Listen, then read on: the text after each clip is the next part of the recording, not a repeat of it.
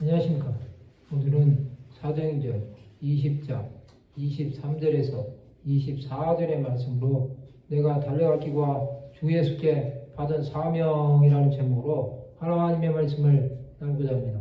본 말씀은 오직 성령이 각 성에서 내게 증언하여 결박과 환난이 나를 기다린다 하시나 내가 달려갈 길과 주 예수께 받은 사명 곧 하나님의 은혜의 복음을 증언하는 일을 마치려 하면 나의 생명조차 조금 더 귀한 것으로 여기지 아니하노라.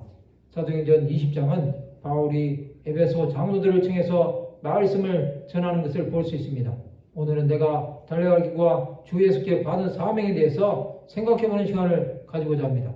사도 바울은 에베소 장로들에게 고별 설교를 하면서 사도행전 20장 19절에서 22절에 보면 곧 모든 겸손과 눈물이며 유대인의 관계로 말미암아 당한 시험을 참고 주를 섬긴 것과 유익한 것은 무엇이든지 공중 앞에서나 각 집에서나 거리낌이 없이 여러분에게 전하여 가르치고 유대인과 헬라인들에게 하나님께 대한 회개와 우리 주 예수 그리스도께 대한 믿음을 증언한 것이라. 보라, 이제 나는 성령에 매여 예루살렘으로 가는데 거기서 무슨 일을 당하는지 알지 못하노라.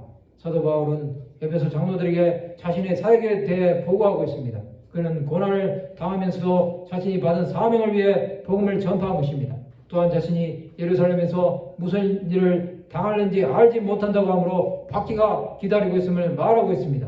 성령께서는 바울에게 결박과 환난이 기다리고 있음을 말씀하고 있습니다. 그러나 그는 자신이 달려갈 길과 주 예수께 받은 사명 곧 하나님의 은혜의 복음을 증언하는 일을 마치려 하면 자신의 생명조차 조금 더 귀한 것으로 여기지 않는다고 고백하고 있습니다.